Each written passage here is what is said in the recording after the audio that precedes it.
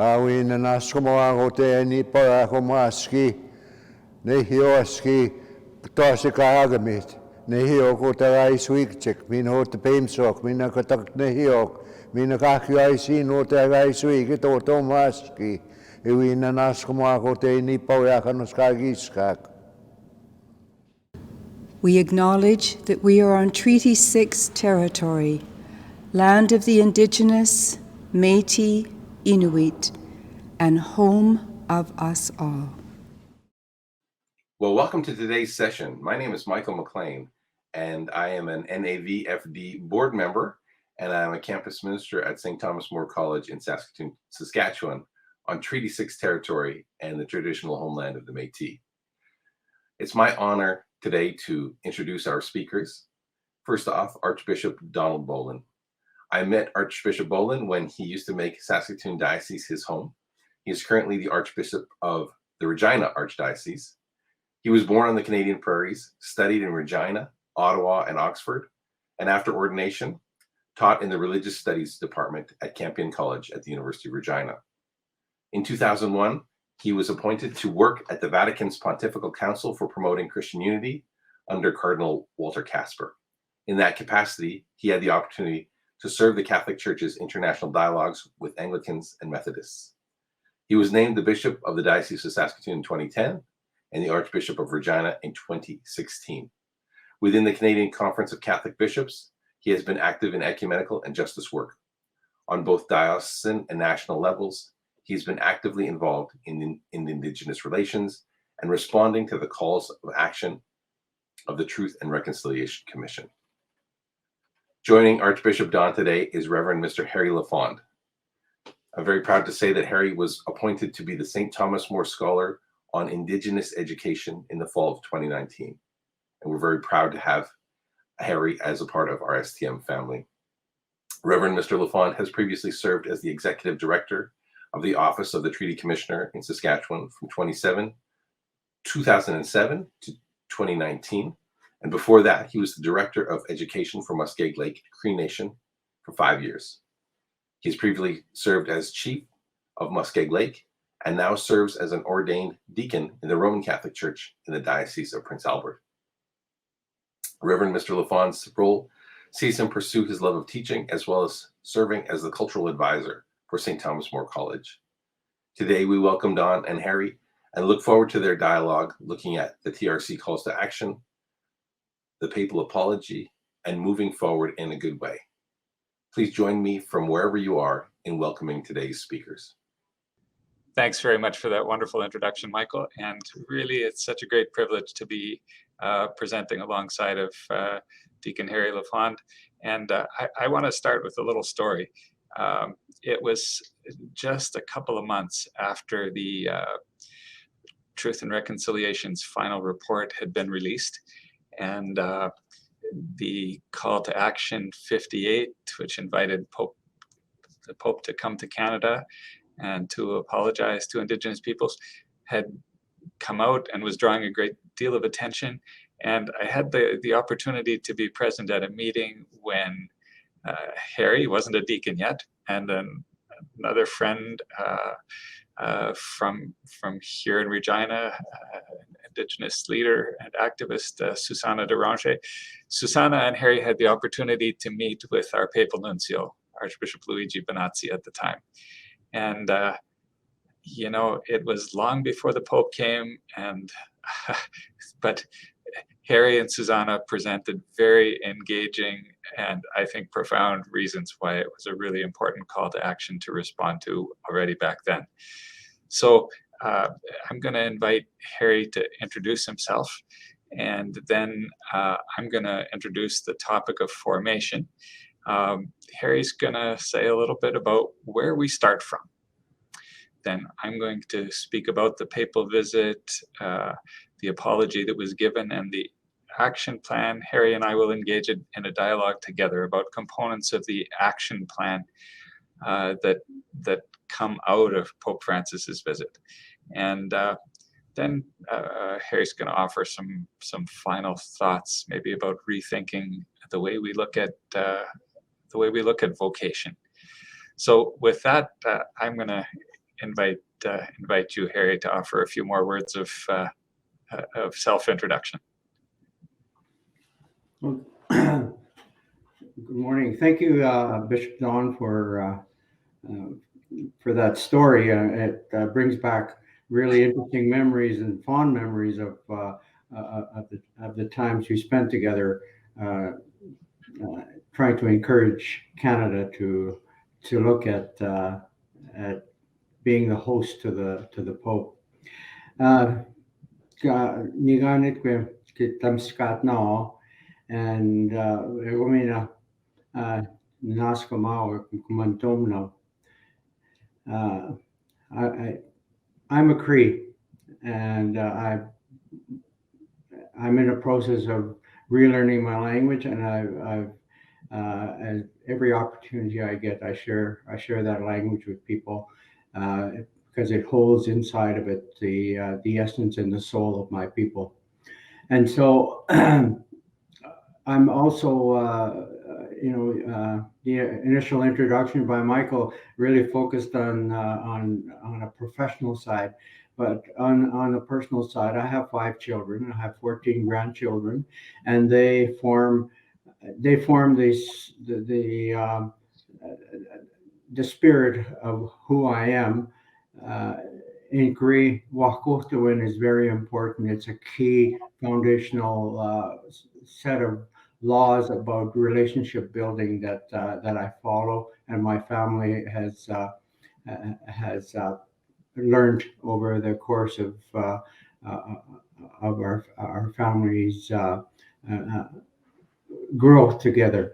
So that's on the personal side, and I live in my own community, Muskeg Lake, because it is the place that holds what's left of our land here. It's the one place where I can honestly say I'm in Cree territory. So, and I enjoy life there. Jermaine and I really enjoy our life there. It's a nice, very engaging little community.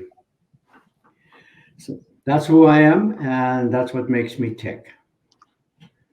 That's wonderful, Harry. I just want to acknowledge at the very start that Harry has been a real mentor for me, especially in the early years of this learning to walk together in a new way between Catholic Church and Indigenous peoples. And he's been such a figure of wisdom and a great leader on so many levels. So wonderful to be with you, Harry. So maybe Esther, you can put up the text here. When the calls to action were released as part of the Truth and Reconciliation's final report, there were several calls to action that were addressed to the churches, and of course the one in particular to the Catholic Church, Call to Action 58. But there are a couple that specifically deal with the question of education and formation. So I thought it would just be good to frame our conversation by looking at those at the very start. So Call to Action 59, we call upon church parties to the settlement agreement, on which the Catholic Church is one, to develop ongoing education strategies to ensure that their respective congregations learn about their church's role in colonization, the history and legacy of residential schools, and why apologies to former residential school students, their families, and communities were necessary. And then Call to Action 60 following right after it, we call upon leaders of the church parties to the settlement agreement and all other faiths in collaboration with Indigenous spiritual leaders, survivors, schools of theology, seminaries, and other religious training centers. I think that incorporates those who are taking part in this conversation in a pretty comprehensive way, to develop and teach curriculum for all student clergy and all clergy and staff who work in Aboriginal communities on the need to respect Indigenous spirituality in its own right, the history and legacy of residential schools and the roles of the church parties in that system, the history and legacy of religious conflict in Aboriginal families and communities, and the responsibility that churches have to mitigate such conflicts and prevent spiritual violence.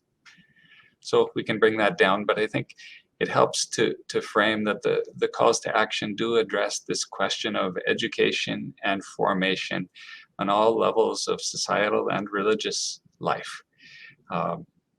So I think it's a wonderful thing that you've chosen to focus on this topic at this year's virtual gathering. So when Harry and I had an initial conversation, I think Deacon Harry said, it's important to ask, where do we start from? And it's not an entirely good place that we take up this conversation. So Harry, I wonder if you might introduce that topic and offer some reflections on, if, the old saying, if that's where I'm going, I wouldn't begin from here. But here is where we are. So where do we start from? Over to you. Thank you. I think there's a good reason why the Truth and Reconciliation Commission identified these two articles in their recommendations. I've been involved with the Catholic Church all my life. I was raised as a Catholic person. My parents are very devout Catholics, perhaps old style Catholics, but Catholics nevertheless, and they passed on their love of the church, their love of all that that the church brings into our lives, and very devoted to the Mother of Jesus Christ as a way of securing that sense of belonging inside of the Catholic Church. So that's where I come from, and I've been actively involved in that church in whatever way it would allow me to find my voice. And where do we start? Well, we start by telling the truth and putting on the table what is really the relationship that exists between Indigenous people and that Catholic Church. We can look at it from the local areas, the diocesan areas. We can look at it as a countrywide CCCB areas. But regardless, we have to put things on the table so we can honestly look at ourselves and the way we've developed in this country, and the way it's led us to a place that we find ourselves in today. My own assessment is that we've done a pretty poor job of allowing Indigenous people to find an active voice inside of the Catholic Church. We have very much mimicked the federal government's way of dealing with Indigenous people, which is to create dependence, to create a sense that all answers come from the outside and not from inside the people themselves. And that certainly is not Christ's way of teachings. When we consider his message of love is a two-way street. It's a relationship building process that occurs between two entities, and that has not been a very strong characteristic of the Catholic Church in Canada. It's been more a case of missionaries coming to make right the mistakes that my people made over the course of thousands of years of developing their spirituality and establishing their social structures and their cultural strengths. And so that's where we start. We have to put that on the table, and we have to establish a recognizable, consistent, long-term process of talking to each other. And this has to be done not at the political level, it has to be done at the parish level. It's very much a synodal thinking, I think, that we have to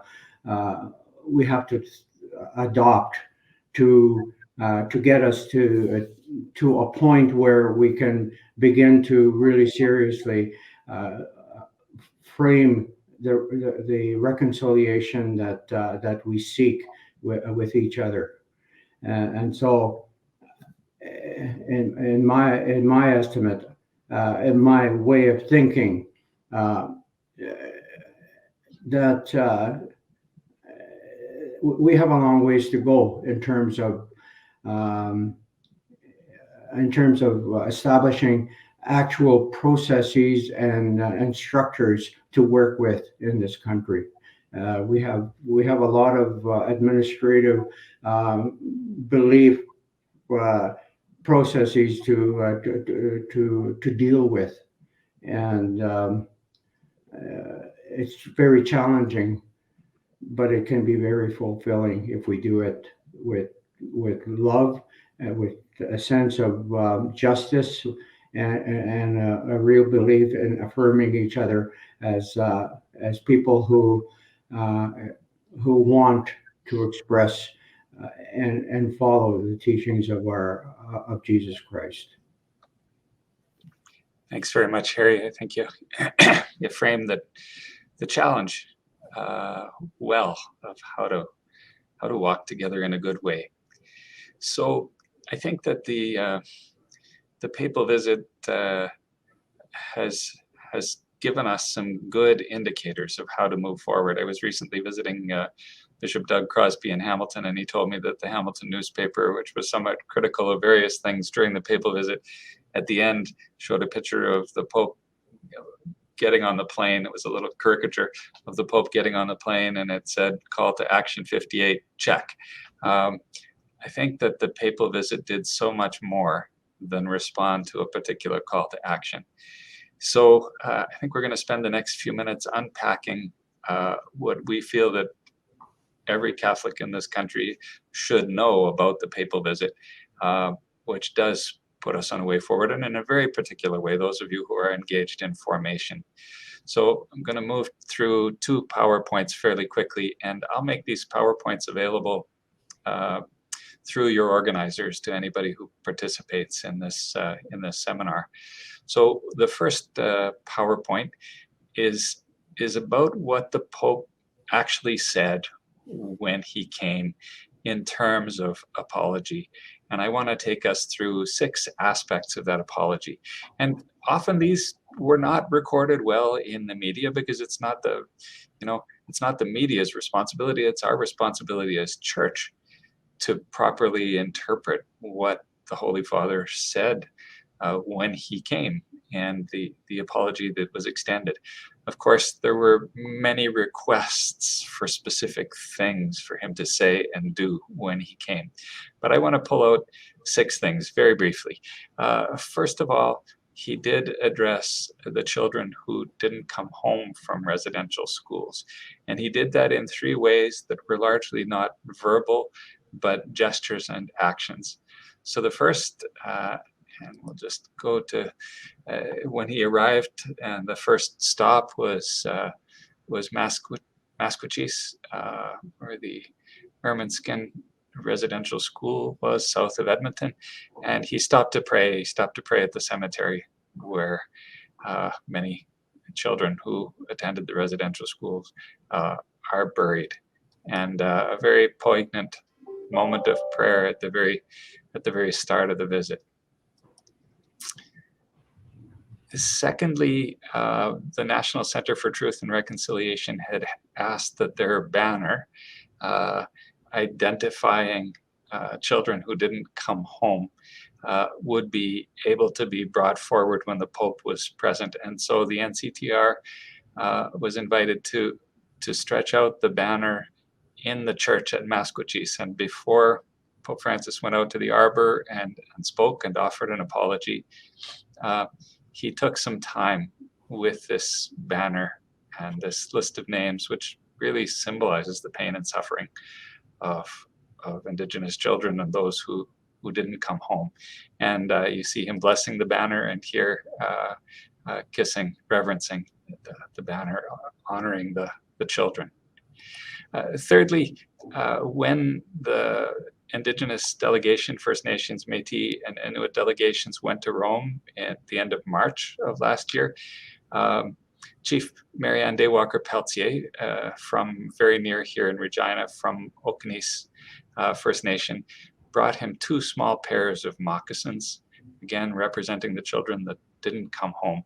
And she asked the Pope to return those when he came, as a symbol of trying to bring healing and acknowledge the church's role in the residential schools. So you see the Pope here bringing the moccasins back and presenting them to Chief Daywalker-Peltier. A very poignant moment, and he addressed that in his words at Masquachis. The second component of the apology was simply to acknowledge the suffering. So here at Masquachis at the very start, I think back on the stories you told, and here he's talking about the stories he heard in Rome, how the policies of assimilation ended up systematically marginalizing the Indigenous peoples, how also through the system of residential schools, your languages and cultures were denigrated and suppressed, how children suffered physical, verbal, psychological, and spiritual abuse, how they were taken away from their homes at a young age, and how that indelibly affected relationships between parents and children, grandparents and grandchildren. He continues, I'm here because the first step of my penitential pilgrimage among you is that of asking again forgiveness, of telling you once more that I am deeply sorry for the ways in which regrettably many Christians supported the colonizing mentality of the powers that oppressed the Indigenous peoples. I'm sorry, I ask forgiveness in particular for the ways in which many members of the church and of religious communities cooperated, not least through their indifference, in projects of cultural destruction and forced assimilation, promoted by the governments of that time, which culminated in the system of residential schools. Here you see the Holy Father praying at Lac Saint Anne. He did not mention sexual abuse that took place in the schools at Masquachis, but he does that at the Vespers in Quebec City. And I think that the papal visit needs to be understood as a whole. It wasn't a string of visits. It was crafted and planned as a whole. So the texts need to be understood as a whole. Where in the Vespers in Quebec City, he addresses more broadly the issue of clergy sexual abuse. I think in particular of sexual abuse of minors and vulnerable people, scandals that require firm action and an irreversible commitment. Together with you, I would like once more to ask forgiveness of all victims. The pain and shame we feel must become an occasion for conversion. Never, never again. The third aspect of the apology I'd highlight was that it was an apology extended on behalf of the church. So here at Masquachis, one of the most important sentences, I think, of the papal visit, because of what it holds together. Although Christian charity was not absent, and there were many outstanding instances of devotion and care for children, the overall effects of the policies linked to the residential schools were catastrophic. The way the Holy Father holds together, the good, it's not been possible in the media to say anything positive about anybody involved in residential schools, but the Pope addresses that. He says there were outstanding instances of devotion and care, but the overall effect of the residential school system out of colonization was catastrophic. What our Christian faith tells us is that this was a disastrous error, incompatible with the gospel of Jesus Christ. And so he's not talking about it as an error of the sins of a handful of individuals. He says it's painful to think of how the firm soil of values, language, and culture that made up the authentic identity of your peoples was eroded, and that you've continued to pay the price for this. And at Sacred Heart in Edmonton, it pains me to think that Catholics contributed to policies of assimilation and enfranchisement that inculcated a sense of inferiority, robbing communities and individuals of their cultural and spiritual identity, severing their roots, and fostering prejudicial and discriminatory attitudes, and that this was also done in the name of an education system that was supposedly Christian. The fourth aspect of the apology is that it focuses in a very, very strong way on colonization. So in Rome already, after meeting with the three delegations, when the Pope spoke, he says, the chain that passed on knowledge and ways of life in union with the land was broken by a colonization that lacked respect for you, tore many of you from your vital milieu, and tried to conform you to another mentality. In this way, great harm was done to your identity and your culture. Many families were separated, and great numbers of children fell victim to these attempts to impose a uniformity based on the notion that progress occurs through ideological colonization. Now, there are a number of slides on colonization. It is a major topic of the Pope's address. I'll just slash to the second of the quotes on this slide. That history of suffering and contempt, the fruit of the colonizing mentality, does not heal easily. So I'm going to move quickly to the next. He spoke often about colonization. Fifth element of the apology was to really recognize the trauma, which continues, the intergenerational trauma. So in Rome, on April 1st, it's chilling to think of determined efforts to instill a sense of inferiority, to rob people of their cultural identity, to sever their roots, and to consider all the personal and social effects that this continues to entail, unresolved traumas that have become intergenerational traumas. It's important to identify the many areas where Indigenous people are suffering and struggling today, and to connect that to the experience of colonization in residential schools.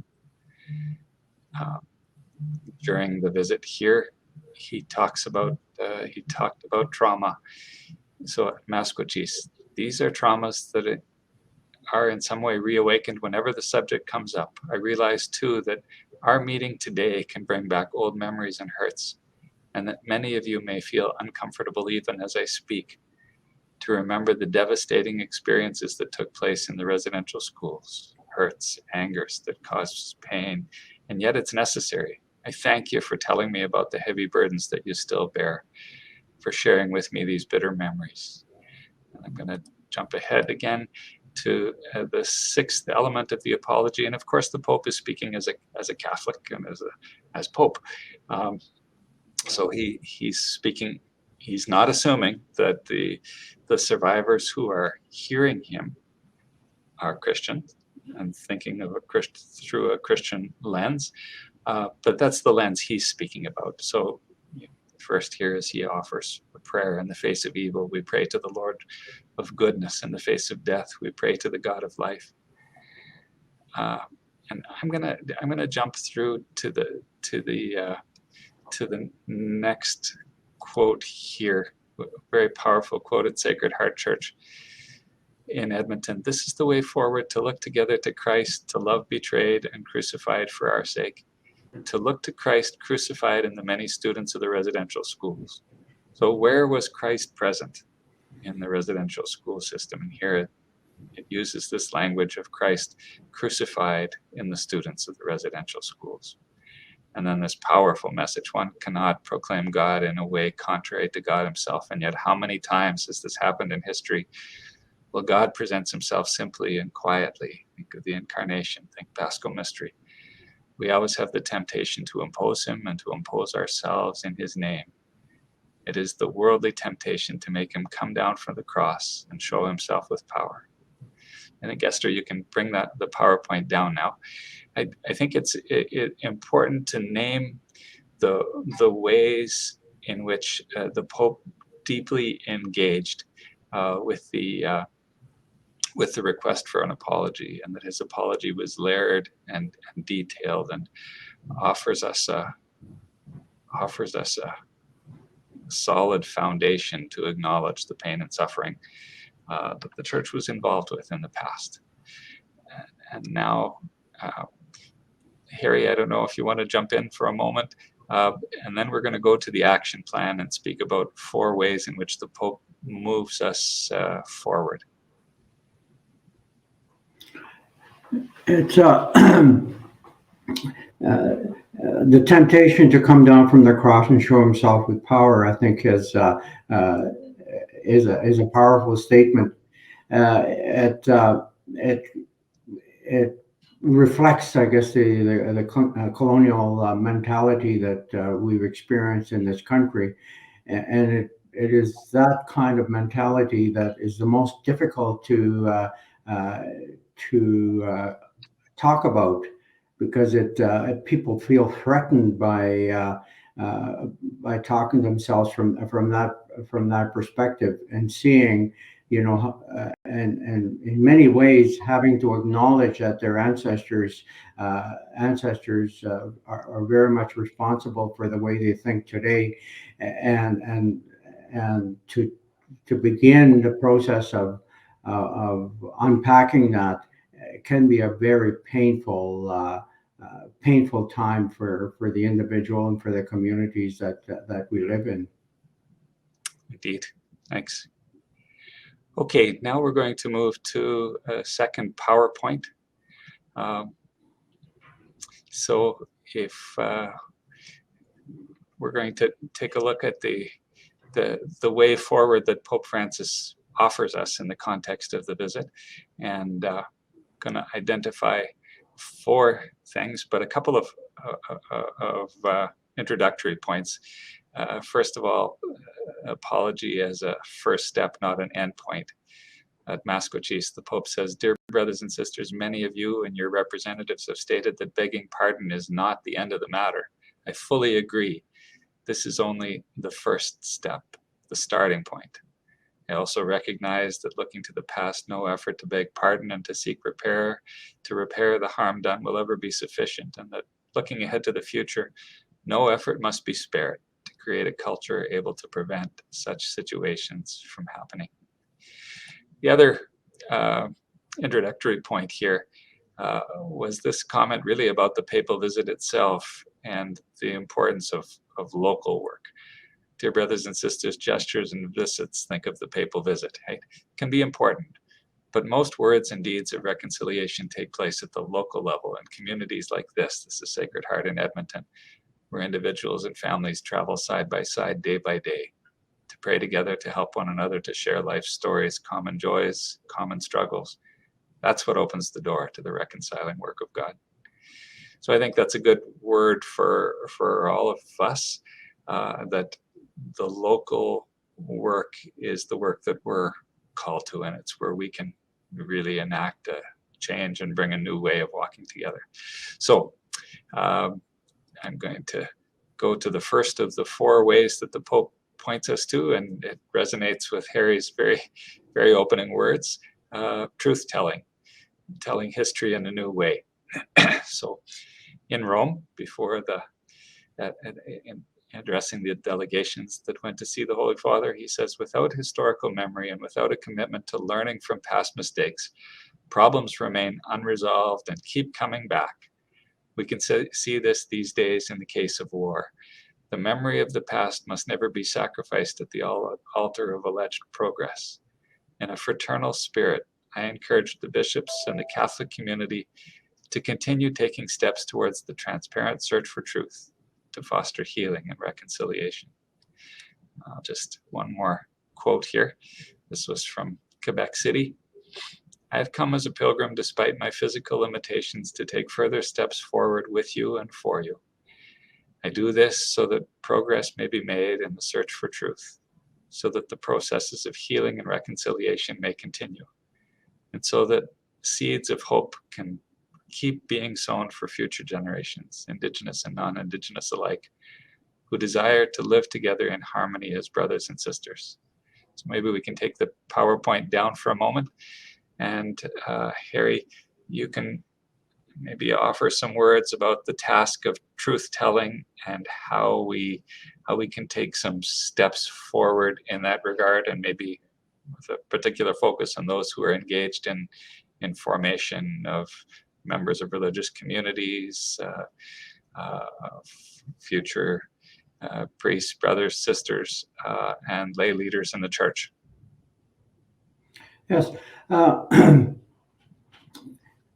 The reaction to the Pope's visit has been very diverse and very varied in the First Nations communities, and it's covered the whole spectrum from complete rejection to complete statement of trust that something is going to happen, something positive is going to take place as a consequence of the Pope's words and sharing of his spirit with us. It it also points to a very necessary element of reconciliation, and that's trust, building trust, relationship building. Wakotuin implies efforts made to establish a sense of trust between the people who are involved in that process. There are so many examples, so many historical examples of trust being tossed into the ditches and buried in the interests of power, in the interests of land acquisition, in the interests of maintaining a power structure that marginalizes the Indigenous people in Canada. I think a number of examples, and I think I wanted to share, what I mean by that. And the church has been representatives of the church. Let's put it that way. Let's not generalize. Representatives of the church have not been shy in becoming involved in affairs that had nothing to do with the Catholic Church's ministry to people.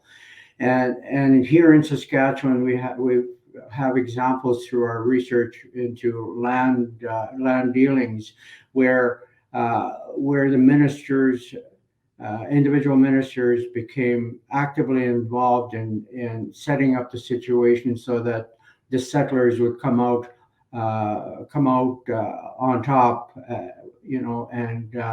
and acquire the land that they were pursuing at the cost of Indigenous people's presence.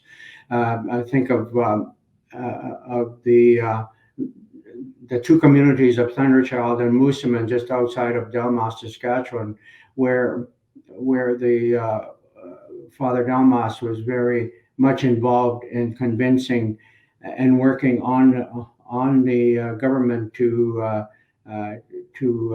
forcibly persuade the two communities to move to a different location so that they could free up the prime farming land that lies along the North Saskatchewan River. That's one example. In my own community, in the research we've done around land, very conveniently in 1919, our parish priest, who was a long-standing member in our community, we served our community for 26 years, was conveniently sent away from the community by his superiors so that another priest could come in and work on the people and the government to virtually give away half of our reserve for the benefit of veterans coming out of the First World War, none of whom, even though we had I think 10 people serving in the First World War, none of that land ended up being given to those 10 people. And so there are examples like that where trust has been really tested or buried, and that's where we find ourselves. We find ourselves having to confront distrust and knowing how to go forward to build trust. We have a long ways to go, I think, in some quarters to establish a sense of trust between our communities and the institutional church in Canada. And it may be something that we're going to have to arm our grandchildren to try to view it differently and to proceed on a different path so that they have a hope of reestablishing a trusting relationship and ability to live together in the way that our Creator would want us to live, and to share the land that we live on here in Canada. Thanks, Harry. Let's go back to the PowerPoint and look at the second component of an action plan here.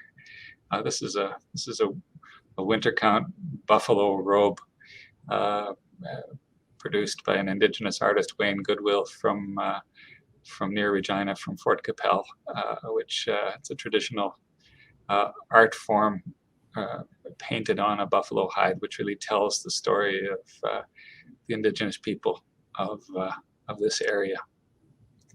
So the second area that the Pope points us to is supporting the inherent rights of Indigenous peoples, rights given by the Creator, rights articulated in the United Nations Declaration on the Rights of Indigenous Peoples.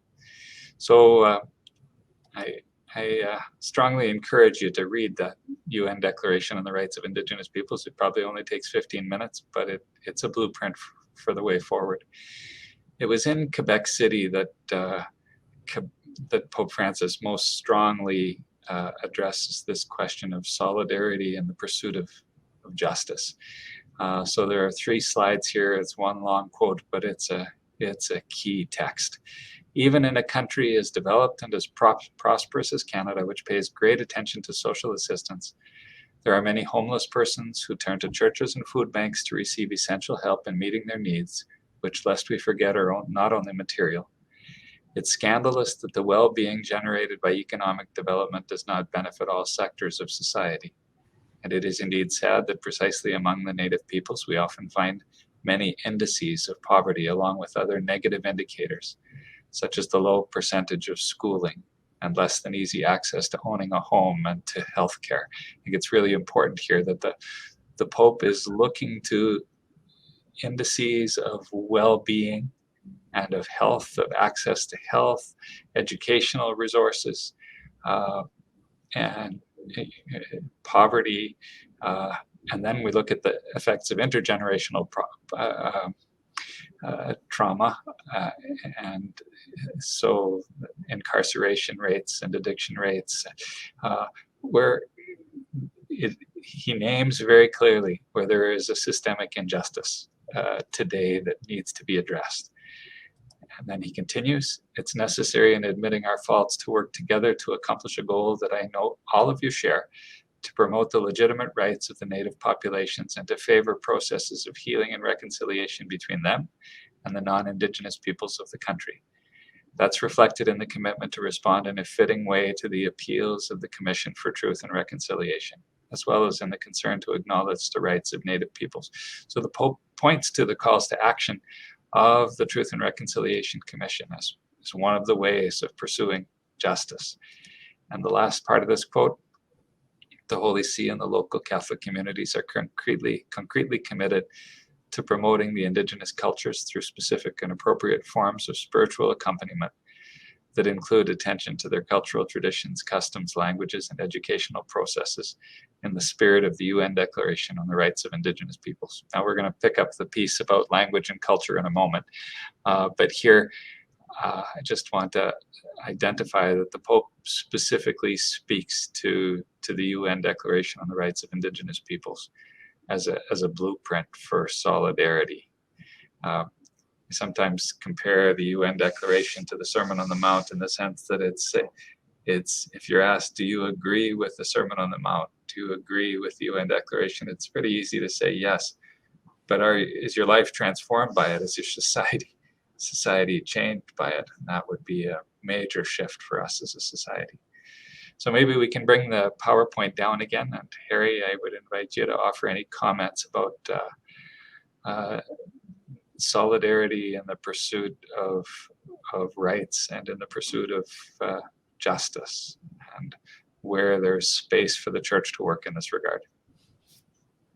I think I think we need to pay attention to the spirit and really in the way those documents are written. They are so so distant from the operating legislation of this country in terms of relationship between government of Canada and Indigenous people.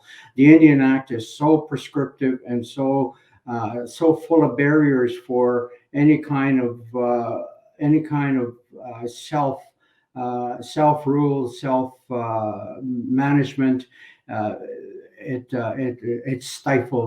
It stifles communities, it stifles our whole country, and the whole country suffers. Both the settlers and the Indigenous people suffer from that kind of legislation. The tone of the UNDRIP and the TRC is the exact opposite of that. It calls into and challenges people to take responsibility for who they are and what they believe in and how they can move forward in a way that builds people, that builds relationships, that builds that trust that is so necessary. And it takes us to an altogether different place. And what I like about UNDRIP is that it's not just Canada. This is the whole world. We're talking about how Indigenous people all over the world have been subjected to primarily European colonization, but other parts of the world have also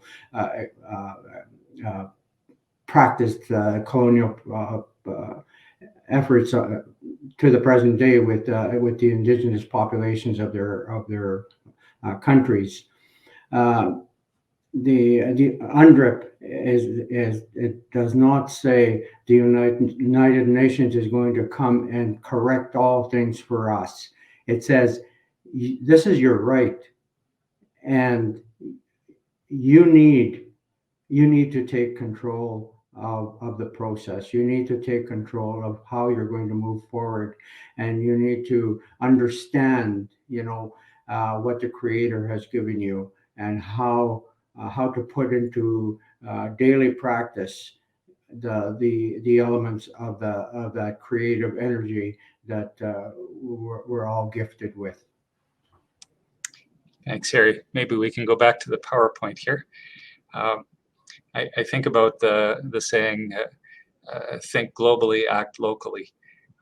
And the UN Declaration, just like the Truth and Reconciliation calls to action, really give us a blueprint, but so much depends on building relationships and in becoming engaged in our specific communities.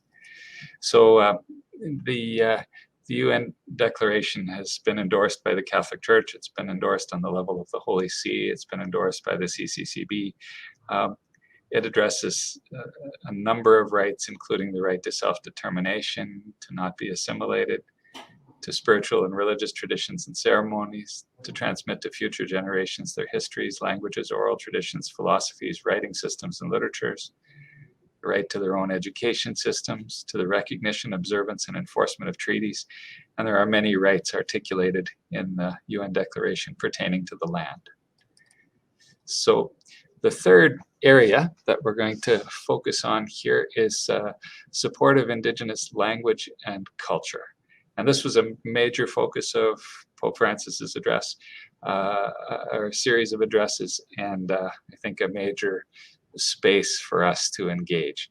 So powerful sentence at Masquachis: when the European colonists first arrived here, there was a great opportunity to bring about a fruitful encounter between cultures, traditions, and forms of spirituality. But for the most part, that did not happen. I think the underlying tone of what the Pope says is that there's much of that that can still happen today. So he notes it's painful to think how the firm soil of values, language, and culture that made up the authentic identity of your peoples was eroded, and that you've continued to pay the price for this. At Lac Sainte Anne, he speaks about kokums, their grandmothers. The waters give life. I think of the many dear grandmothers who are here with us. Your hearts are springs from which the living water of faith flowed, and with it you quench the thirst of your children and grandchildren. I'm struck by the vital role of women in Indigenous communities. They occupy a prominent place as blessed sources not only of physical but also of spiritual life. Part of the painful legacy we are now confronting stems from the fact that Indigenous grandmothers were prevented from passing on the faith in their own language and culture. At the Citadelle de Quebec, the Indigenous peoples have much to teach us about the care and protection for their families. Among them, from an early age, children learn to recognize right from wrong, to be truthful, to share, to correct mistakes, to begin anew, to comfort one another, to be reconciled. Meeting with an Indigenous delegation in Quebec City. In a world that's tragically all too often individualistic, how precious is your profoundly genuine sense of family and community? How important it is to cultivate properly the bond between young and old and to maintain a healthy and harmonious relationship with all creation. The piece about creation we're going to come back to in the fourth point. I just wanted to highlight here a document prepared by the Our Lady of Guadalupe Circle, and many of the participants of today's workshop, members of religious communities, are at least through the CRC, connected to the Our Lady of Guadalupe Circle, which brings together various Catholic bodies. And they produced a wonderful document 4 years ago on the Year of Indigenous Languages. And now we have a UN decade on Indigenous language. And it's a fine document for you to check out if you haven't seen it already. Okay, there were many other quotes really celebrating and supporting the recovery and the strengthening of Indigenous language and culture. And maybe we can bring the PowerPoint down. And Deacon Harry, this is a major sphere of possible engagement. I wonder if you would want to address some specific work that could be done in that regard. And we can bring the PowerPoint down. Thanks. Yeah. Well, I think when it comes to language, the Canadian reality is that language is not a treasured element of who we are as Canadians. We've adopted much thinking over time from our neighbors to the south, where everybody needs to be the same. Everybody needs to speak English, and if you're living in Quebec, then French is as a language of the province.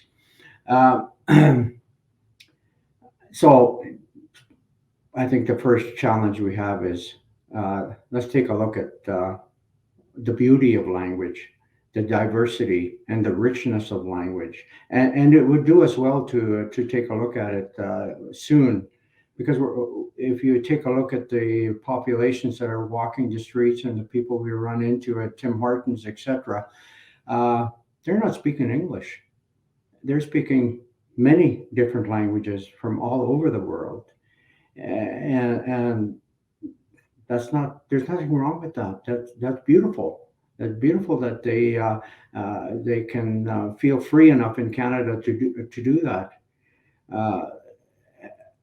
So when it comes to Indigenous people, we need to change our mindset, and we need to take a look at how we affirm the people who are working to reestablish those languages in our communities.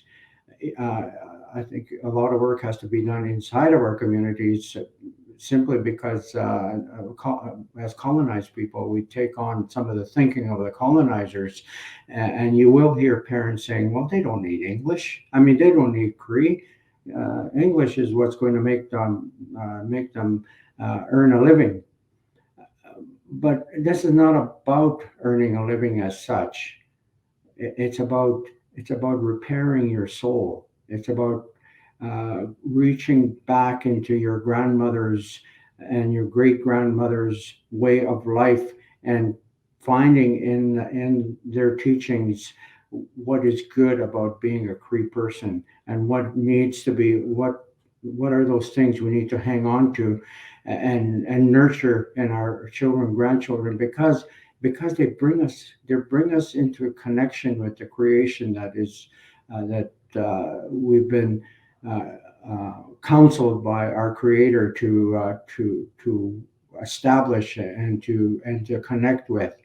And we can't do that in translation. It has to be done in the language that the Creator has given us, and so it becomes a real challenge because we're in the midst of a thinking force that needs to shift to a new place of understanding about about the importance of language. Thanks very much. Okay, and the fourth area, we'll go back to the PowerPoint one more time.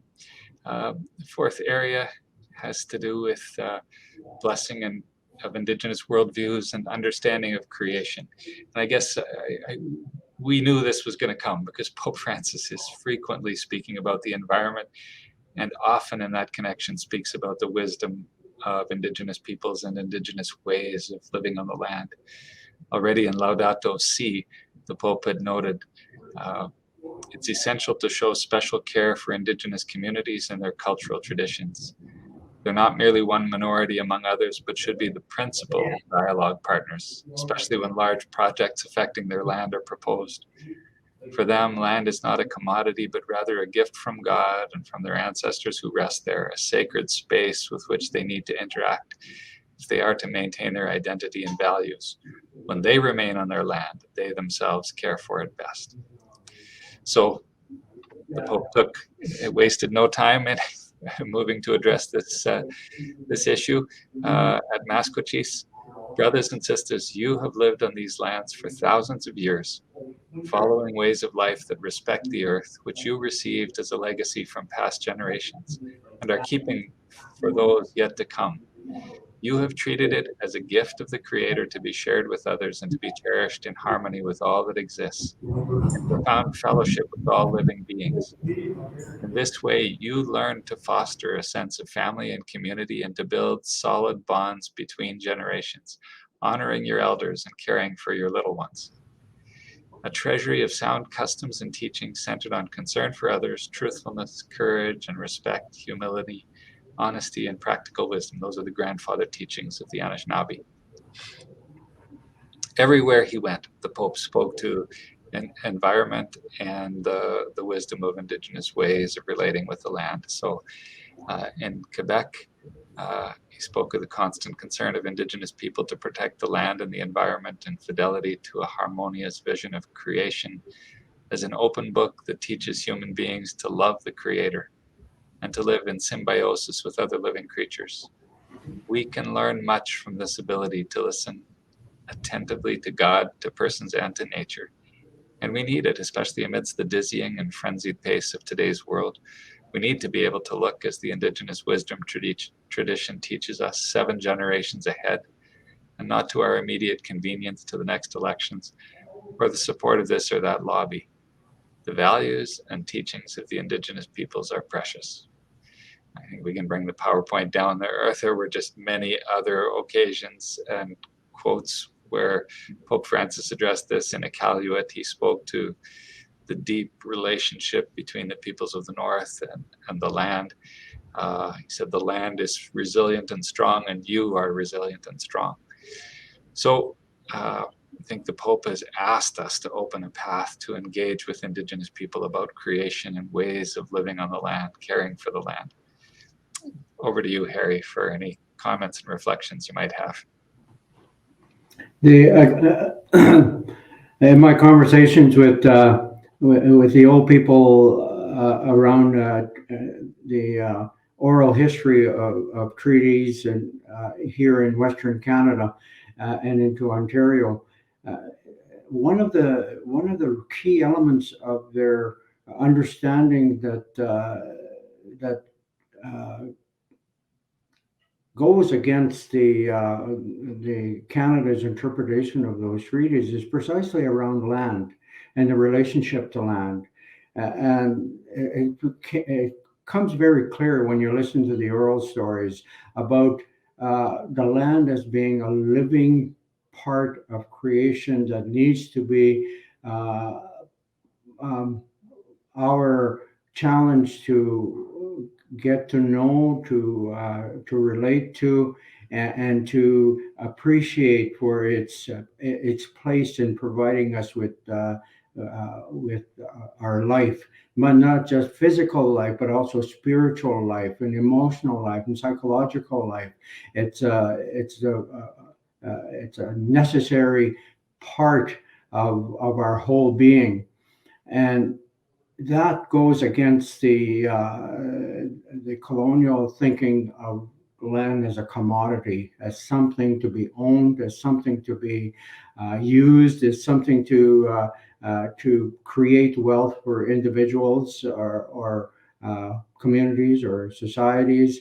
And so there is a clash there of understanding, and it's another one of those areas, it becomes very challenging. It has put the treaty relationship on hold in many respects, simply because one party feels, we agreed to share the land, and the other party says, no, you gave up everything, it's mine, and I'll do with it as I please. So there are some big things that challenge us, and many of those challenges go back to our spirits, our souls, our the way we understand God, the Creator, and Jesus Christ's teachings, and they're elements that we have to unpack between us, and like I said, I think our current challenge is to make sure we arm our grandchildren and great grandchildren with the right tools to keep unpacking this difference in the way of relating to land. Thanks, Harry. Great insights. I think we're nearing the end of our time here. So we were going to talk a little bit about synodality and the way that synodal path opens up a different really framework for walking with Indigenous people. I'm mindful that at the end of the papal visit, Cardinal Lacroix, leaving Quebec City, Cardinal Lacroix asked the Pope if he'd write something in the visitor's book, and at the basilica there, and he wrote "Marcher ensemble, ce n'est pas facile, mais c'est possible." It's not easy to walk together, but it's possible. But I wondered, just in closing, if you had any words of advice for those who are leading formation, in terms of steps that could be taken. Anything you want to highlight before we wind up here? Well, I want to go back to chapter 1 at the beginning of our session and say, that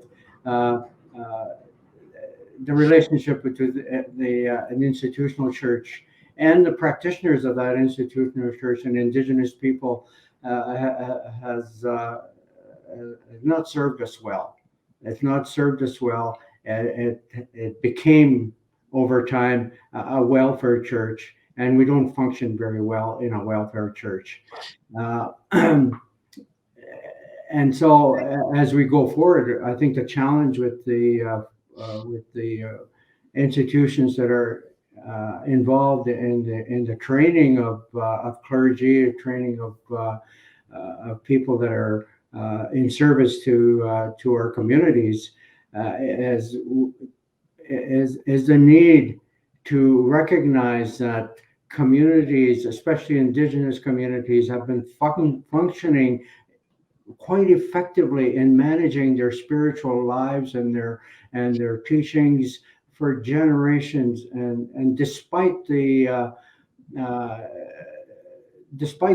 negative work that had occurred between the government and the institutional church in the last 150 years, they have been able to protect enough of their spirituality and their ceremonies and the language to pass on a way of honoring the Creator and in many ways adopting Jesus into their midst and finding that Jesus speaks in our language and speaks in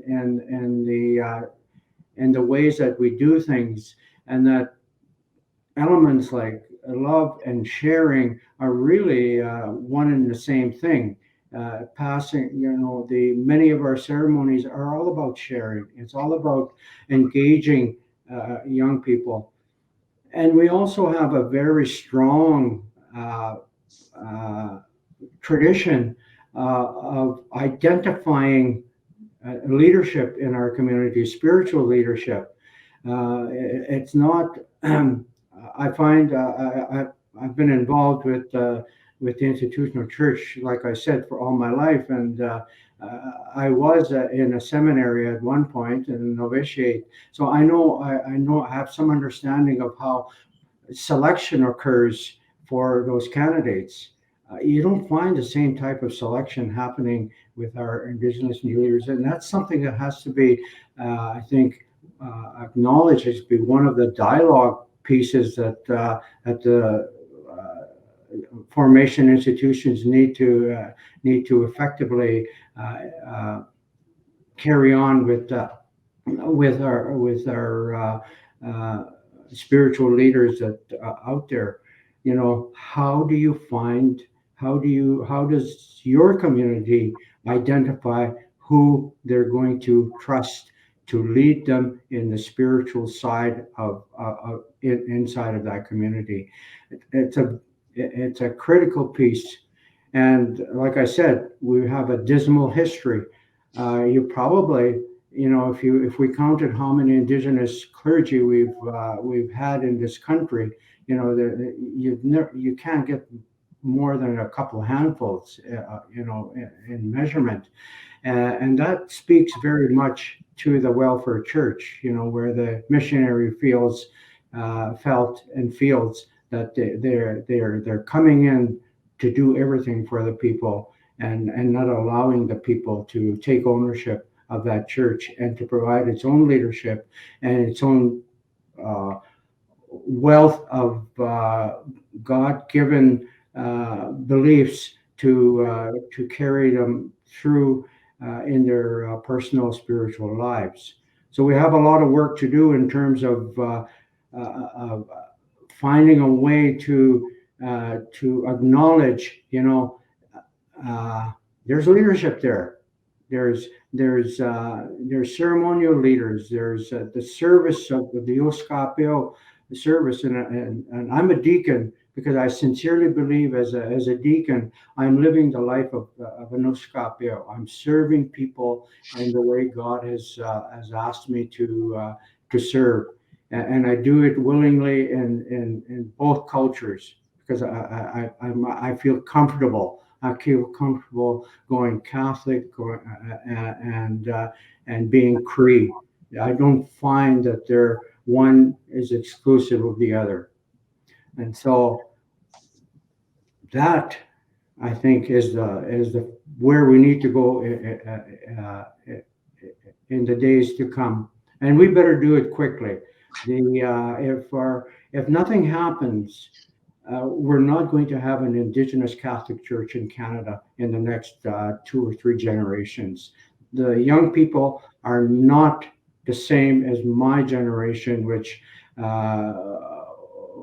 felt that we didn't have any options. They definitely are expressing their own options as to their spiritual lives. Thanks very much, Harry. And thank you for joining me in this conversation. As we've walked together over the years, it just is a reminder to me that relationships open the door to a deeper engagement. And we talk about those 4 ways of acting together, moving towards truth-telling, towards this becoming an ally in the pursuit of inherent rights, the celebration of Indigenous language, culture, spiritual traditions, and drawing on the wisdom of Indigenous people and relating to the environment. So much depends on relationship in order to think through and find ways of taking steps of solidarity. So I think we're going to leave it there for our presentation. And we're going to be ready to join you for some live streamed questions and answers. So thank you very much for your time today. And I just want to add one quick little story here before we go. You talked about the nuncio coming to Saskatchewan, and we had supper at your place. Well, the next piece to that story was the nuncio came to Muskeg, and we taught him how to do the round dance. And he is an enthusiastic round dancer, and it was a really eye opener for my community to see.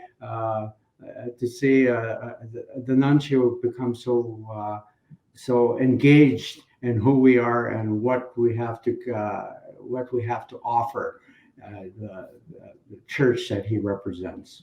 So it was a good time. That's wonderful. Okay, God bless everybody, and thank you so much, Deacon Harry. At this time, it's my pleasure and honor to thank our speakers today, Archbishop Don and Reverend Mr. Harry Lafond. What an incredible moment in the time of our ministries and in the time of our church to look at reconciliation and reconciliation in a real way and moving forward in a good way after what's all that's happened with Pope Francis's visit and his apology, and first steps towards real and meaningful change in our country and in our church. So I want to thank you, Harry. Thank you, Dawn, and I'm sure that you are me on your behalf from wherever you are. Join me in thanking Dawn and Harry for their time together today. Thank you so much.